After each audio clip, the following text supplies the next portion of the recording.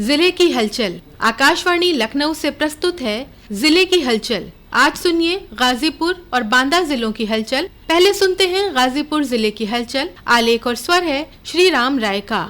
गाजीपुर में गंगा खतरे के निशान से ऊपर बह रही हैं एवं बाढ़ से 28,000 लोग तथा 5,200 परिवार प्रभावित हुए हैं। जिलाधिकारी अविनाश कुमार ने बताया कि गाजीपुर में 156 गांव 65 मजरे जलमग्न हो गए हैं। बाढ़ प्रभावित लोगों को जिला प्रशासन द्वारा हर संभव सहायता प्रदान की जा रही है। बाढ़ पीड़ितों के लिए 18 बाढ़ शरणालय तथा 250 नाव एवं पर्याप्त राशन किट की व्यवस्था की गई है। विभिन्न जनप्रतिनिधियों के माध्यम से 3,000 से अधिक लोगों को राशन किट प्रदान किया जा चुका है तथा बाढ़ शरणालय में रह रहे लोगों को सुबह शाम पका भोजन दिया जा रहा है। पशुपालकों की समस्या को ध्यान में रखते हुए बाढ़ पीड़ित पशुपालकों को निःशुल्क भूसा भी वितरण किया जा रहा है। बाढ़ प्रभावित इलाकों का जनपद के प्रभारी मंत्री तथा स्टाम्प शुल्क पंजीयन मंत्री रविंद्र जायसवाल ने दौरा कर प्रभावित लोगों को बाढ़ राहत किट का वितरण किया। इस मौके पर उन्होंने कहा कि प्रदेश सरकार बाढ़ पीड़ितों की मदद के लिए दिन रात तत्पर है तथा जिला प्रशासन के सहयोग से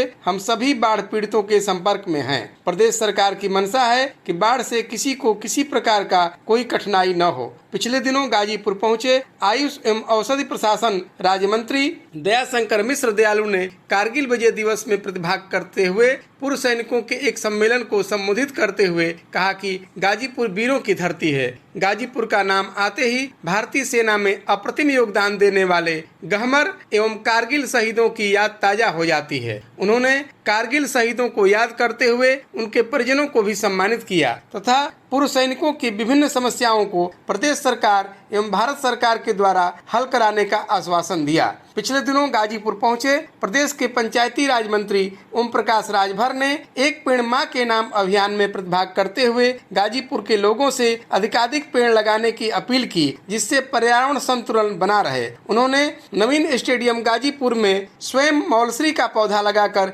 अभियान की शुरुआत की। इसी क्रम में ऐतिहासिक गांव शेरपुर में कुंभ की स्मृतियों को सजोने के लिए वन क्षेत्राधिकारी मोहम्मदाबाद आदित्य यादव की उपस्थिति में त्रिवेणी वन की स्थापना की गई। जिला विधिक सेवा प्राधिकरण के सचिव न्यायाधीश विजय कुमार ने बताया कि सर्वोच्च न्यायालय एवं नालसा के दिशा निर्देश पर गाजीपुर में 1 जुलाई से 30 सितंबर तक विभिन्न वादों के निपटारे के लिए मध्यस्थता अभियान चलाया जा रहा है। उन्होंने कहा कि इसका उद्देश्य ये है कि छोटे छोटे मामले हैं समझौता करा के कोर्ट की पेंडेंसी को खत्म किया जाए।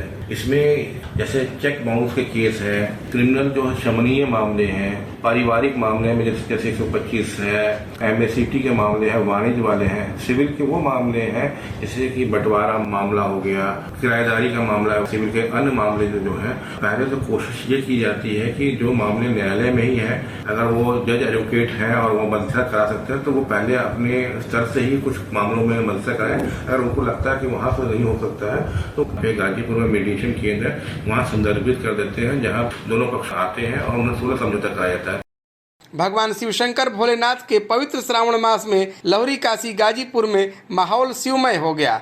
जनपद के विभिन्न शिवालयों में शिवभक्त भगवान शिवशंकर को गंगा जल, बेलपत्र, धतूरा, मंदार आदि चढ़ाकर पूजन अर्चन करते रहे। इस अवसर पर जिला प्रशासन द्वारा कांवड़ियों एवं महिलाओं के लिए विशेष सुरक्षा व्यवस्था की गई थी। आचार्य अभिषेक तिवारी की उपस्थिति में नित्य रुद्राभिषेक एवं सहस्रार्चन का कार्यक्रम भी चलता रहा तथा सावन के अंतिम सोमवार के दिन विभिन्न मंदिरों में भव्य हरियाली श्रृंगार का भी आयोजन किया गया।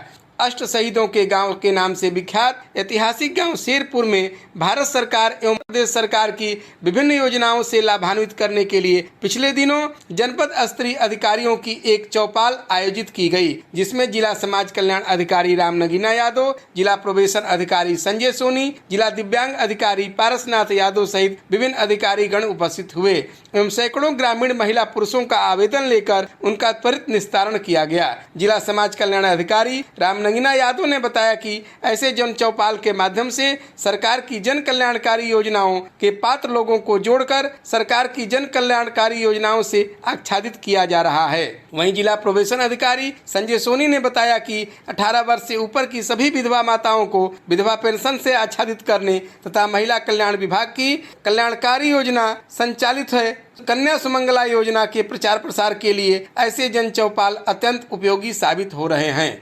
गाजीपुर जिले की हलचल के बाद आइए सुनते हैं बांदा जिले की हलचल। आलेख और स्वर है अभय कुमार निगम का।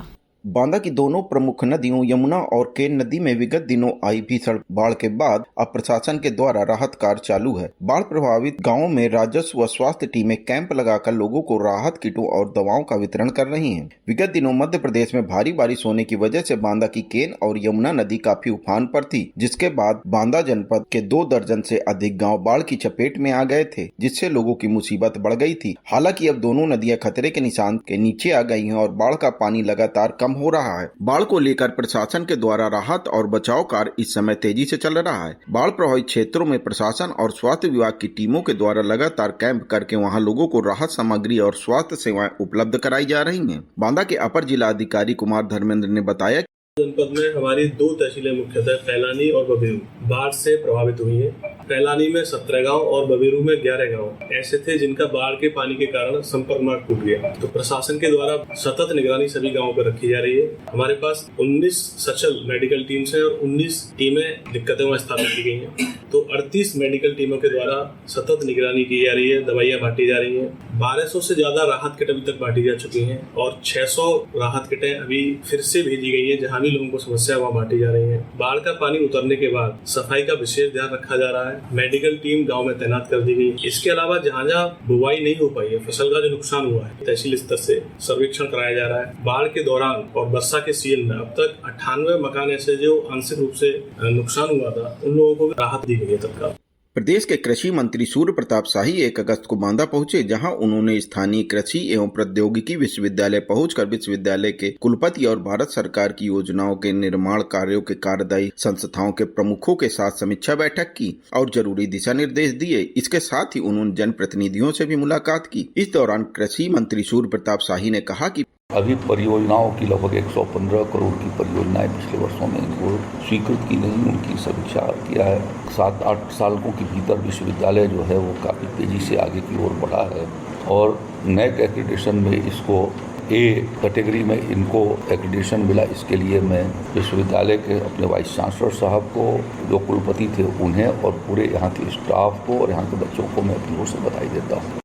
पुलिस उप महानिरीक्षक चित्रकूट धाम मंडल बांदा राजेश एस ने स्थानीय नवीन सभागार में मंडलीय पुलिस पेंशनर्स के साथ बैठक की। उन्होंने पुलिस पेंशनर्स की समस्याओं को सुनकर उनके निवारण के निर्देश भी दिए। इसके साथ ही उन्होंने वरिष्ठ नागरिकों के लिए 112 की ओर से चलाई जा रही सवेरा योजना के बारे में विस्तार से जानकारी दी। उन्होंने बताया कि सवेरा योजना वरिष्ठ नागरिकों के लिए 112 की ओर से चलाई जा रही है, जो एक महत्वपूर्ण योजना है। योजना के माध्यम से सभी वरिष्ठ नागरिकों को किसी भी आपात स्थिति में जरूरत पड़ने पर त्वरित सहायता उपलब्ध कराई जाती है। बैठक के दौरान सभी को साइबर अपराधों के तरीकों और उससे बचाव के संबंध में विस्तृत जानकारी दी गई। कालिंजर दुर्ग की सुरक्षा चौकी के रूप में 18वीं सदी में निर्मित जलीय दुर्ग रणगढ़ का अब पीपीपी मॉडल पर विकास होगा। दुर्ग के पर्यटन स्थल घोषित होने के बाद अब इसकी तैयारियां शुरू हो गई हैं। पर्यटन विभाग यहां मुख्य मार्ग से दुर्ग तक संपर्क मार्ग, पार्किंग और शौचालयों का निर्माण कराएगा। इसके साथ ही 5.81 करोड़ की लागत से यहाँ रिवर फ्रंट भी बनाया जा रहा है। शासन ने इसके विकास के लिए 20 करोड़ रुपए आवंटित किए हैं।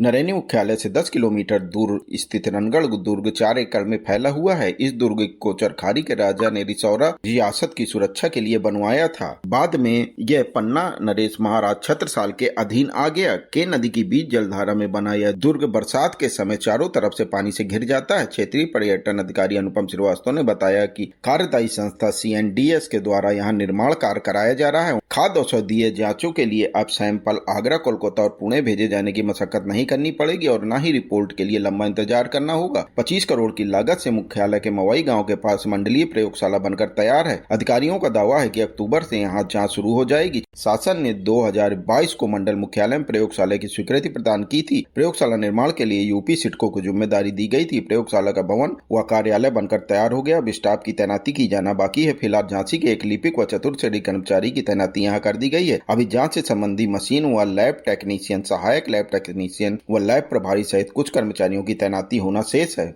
ये था आकाशवाणी लखनऊ के क्षेत्रीय समाचार एकांश द्वारा प्रस्तुत जिले की हलचल का आज का अंक।